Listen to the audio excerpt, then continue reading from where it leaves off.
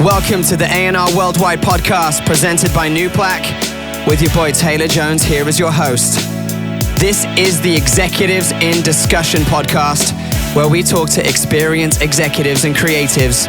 We dive into their journeys, ups and downs, the state of the business, where they see it going, and of course gathering some priceless advice and key takeaways. If you're in the music industry or you're looking to get your start in the music biz and want to hear from the very best, this podcast is for you. In today's episode, I'm joined by Markus Schwarzer, CEO of Cyanite AI, a company that develops AI tools for music search, recommendation, and analysis, all inspired with Markus's fascination with the impact of music on memory and mood, leading to the development of their first venture, GrooveCat, which eventually evolved into Cyanite, an AI platform that generates deep music data to recommend music for various applications. Let's get into discussion. Markus. Hello. Thank you for being here. How are you? I am good. Thanks. Good. And you? Yeah, I'm great too. We were just speaking off camera about your ability to turn on and back off the German accent. So which one did you greet me with? The mild or the strong? I don't know. I think it was the mild one. I think it was the mild one too. Mild one. Can I hear the strong one? You can hear the strong one, yes. Yeah, that's it. I love it. Should I do the entire thing like with the German accent? Whatever feels authentic to you. Then let's turn it off again, please. All right, let's turn it off. Well, thank you for being here. Is this your first time at MUSEXPO? It's my first time, yeah. Like last year, my co-founder came out. Really appreciated it, really loved it. So we thought like, okay, let's come back. Yeah, it's a great place. A lot of people are connected here.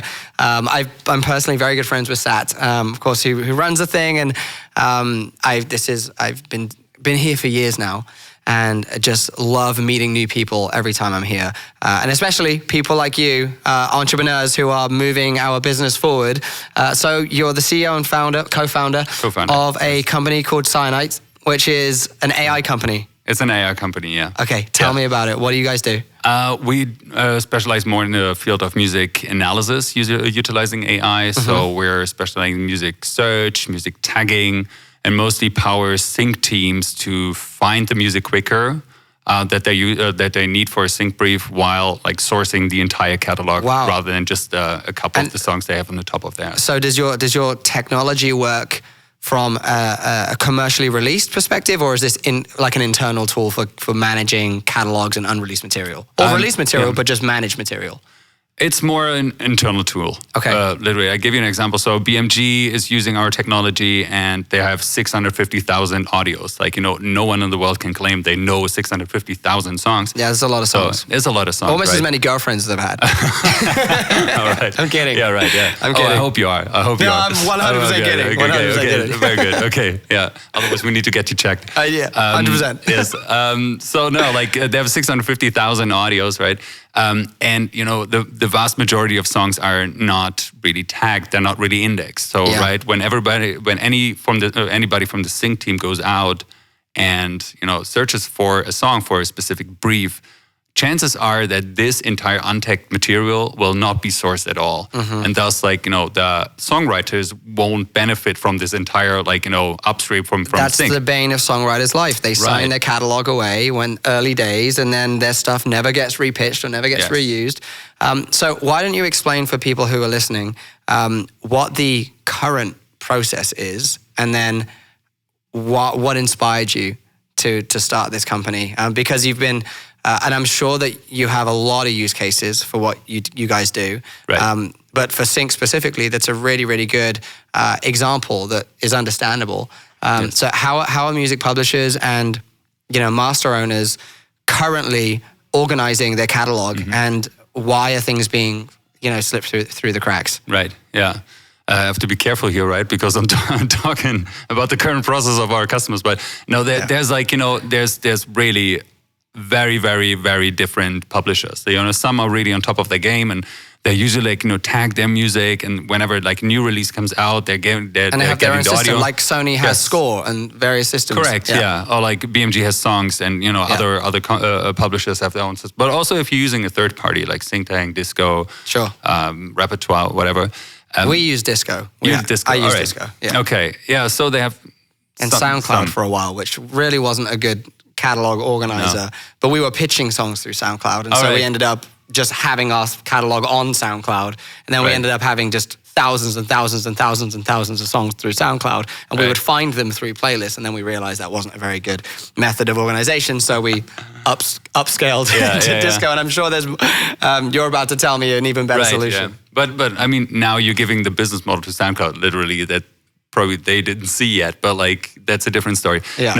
What currently happens, like, a new audio comes in, like the publisher, they get the audio, like the master from the label, and then somebody on the team will tag these songs, like with genre descriptors, mood, BPM key, instruments being used, vocals, etc. And some are really savvy and they're doing that. But then, like, have you ever tagged music and you thought you did a really good job? Revisit that same tagging 2 weeks later, and we're like, what the hell was I thinking? Yeah. This is not an uplifting song. This is clearly euphoric or whatever, Sure. This kind of stuff happens every day because it really depended on the form of the day, how you tag music, how you're feeling, who's tagging the music, how experienced you are. So there's so many different factors that are, flowing into how you interpret music. Well, our technology on that sense is very objective. It will always tag the same song with the exact same tags. And that's where the magic kind of lies, is consistency. And consistency then builds reliability. So when you go out and search all that music, then of course you can be sure that adequate material will always be sourced. And that's fascinating, by the way. And what are the determining factors that go into how your software tags? What does it listen to, without giving away proprietary information? But like, what is it? What is it that makes it know that it's an R&B record, or it's a pop song, or it's a euphoric anthem, or it's a global, sing along, or whatever it might be? Sure. It has looked at like a vast amount of data in the training process. So it kind of like works like every other AI. It first has to look at a lot of data, and our input data was, for instance, tagged music, right? So we showed the system 100,000 R&B songs, and then 100,000 rock songs, 100,000 whatever, like Philippine indie songs or whatever, the craziest genres. And now it has the ability to, just based on the patterns in the audio material that it has learned to be R&B. Sure. Just by discovering these patterns in the audio material from a new song, it can say, okay, to this degree, let's say 75%, I'm sure that this is R&B music. So it would know that boom, dun dun dun is reggaeton. That's reggaeton. Yeah. It's like, dude, we don't need an AI for that. You don't need an AI for that. No. Got it. Yeah. Okay, cool. Yeah. And how did you get involved in AI? Are you a developer? Are you? So what's your background? What's your background? Tell me a bit about you. I would love to be a developer, but it's never too late. Maybe I should. Our background is like, actually, us as founders, we're 3 founders, or now we're 4 founders. We have worked in sort of a similar space before. So what we did before Cyanite was we built an app called GrooveCat. And GrooveCat enabled people to capture and share what we call music moments, right? We were fascinated by music's ability to make any trivial moment so much more memorable, but just being like having this serendipity of fitting perfectly to what you're just doing. Or I give you an example. You walk down the street, that's boring in LA, just walk down 500 blocks, put the right music on top of it, and all of a sudden it becomes this like immersive, a moment, exactly. And you listen to the same song in 10 years from now, and you could say, I walked down Burbank. If you do it in LA, it becomes a music video to many. Yeah, exactly. Yeah. But that is like sort of the start of it all. So we were almost obsessed with these music moments. So we built an entire social media channel around it. And that was sort of like the start of it all, because people were on that channel, a few thousand people, it never really took off, but they were talking about like what they just experienced, what they were listening to, how they felt, where they were, posting videos and all that stuff. And for us, it was kind of the inception or the starting point where we said, wouldn't it be greater not only to catch music moments, but create them? And how can we utilize artificial intelligence to create these music moments? How can we take the data that we gathered on GrooveCat? And the right song with the right visual is paramount. And so that's where this idea came from. Exactly, yeah. Yeah. Right. And also plug the studio name here. Yes. yeah, exactly. Exactly. And how long have you been how old is your company, and Right. how long have you been, perfecting this AI now, and what's in the future for you? Yes. So we're OG, right? Like when it comes to music and AI. So we've been around since beginning of 2019 when we started our first like trainings and all that.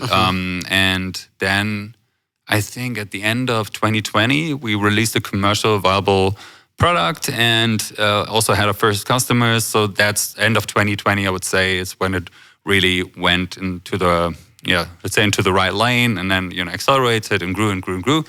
And now we have a base of over 100 customers in the B2B space. We Congratulations. have thank you. Yeah. It's been a long way.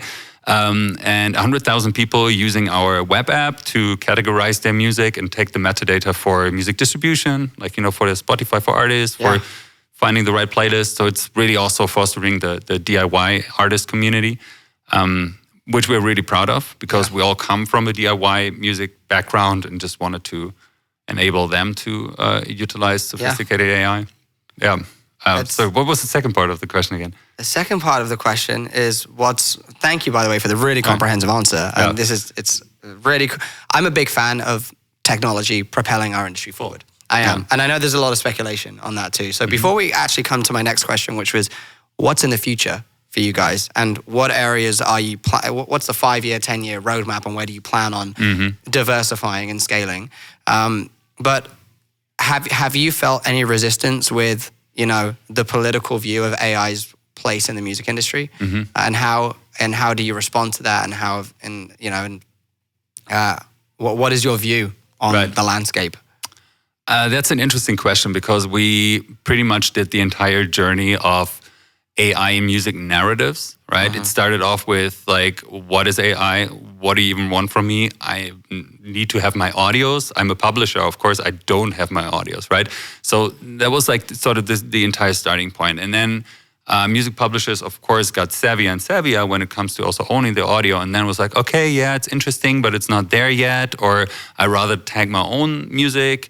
And then, of course, in comes ChatGPT and has this like entire, or like Google Music LM, and has this entire like spark or this spike of interest with generative AI. And then it was more that like, oh, you're an AI company, you're the devil, you're the death of us all. Sure. And now as like the but a lot of lack of understanding also. That is the key part, right? As people get more educated and more and knowing the use cases more and more, now comes in this like entire wave of interest, and it's like, okay, we get it now. Let's work together. And that has been like the year 2023 for us, and now continuing 2024 has been really good. Yeah, and it's a good response. Do you think that there are areas that aren't as friendly to the future of the music business? And there are AIs that exist that actually make music, right? And arguably would replace the role of a songwriter or a producer. Now, by the way, to give you some clarity, I'm a music publisher and an A&R. So I publish a lot of songwriters, a lot of very, very, very successful songwriters and producers, and we've had a lot of success doing that. So I'm like on the fence because. On one part, we use it for pitching. Like when we're pitching a record, if I'm pitching a record to Ariana Grande, I'm using AI to change the demo vocal into Ariana Grande's voice before I even send it. Just so it fits the mold. But there are arguments to be made that at some point, we may not need the songwriters and producers. Is that, what is your thought on that as someone who works in the AI music space?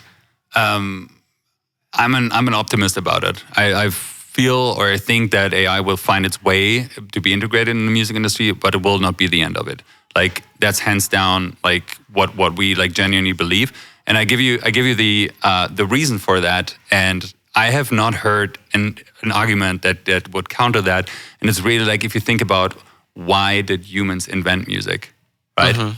Emotion, feeling, passion, love, but also to tell and to memorize and tell and retell stories, right? Sure. That is the original sense of music because it's easier for the brain to memorize. AI can do that now. AI can write scripts and it can but it tell cannot stories. give you the context. And that's the thing. It cannot give you the story behind it. Like, am I interested in my favorite band's song because the song sounds nice. Yeah, of course, that's part of it. But it's also the stories that they're telling. It is the life experience that they are telling me through their songs that is like, that I cherish, that I can make my own. It's the soul. That's it in it. And everybody who thinks that AI music will replace human music reduces music to its mere sound. I think the conclusion is that AI, in my opinion, is that it can be a very, very good tool to enhance the music that we're making. Yeah.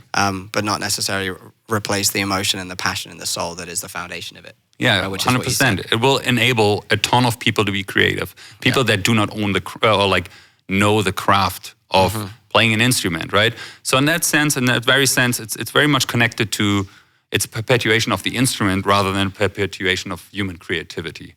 And that's what we feel is happening right now, that just a lot more people are enabled to make music and use music creation as a means of self-actualization, of telling or expressing themselves. And I don't have a problem with that at all. I think it's a great thing for if it enables human creativity, I'm all for it. Yeah, me too. Right. Thank you so much for joining us today. Enjoy the rest of the convention. Thanks, Ella. Thank you so much, Pleasure. Markus. All right. Yeah. Cheers. Make sure to subscribe to the podcast, follow the Spotify page, and stay tuned for the next episode of Executives in Discussion on the A&R Worldwide podcast presented by Nuplak with your host, Taylor Jones. See you next time.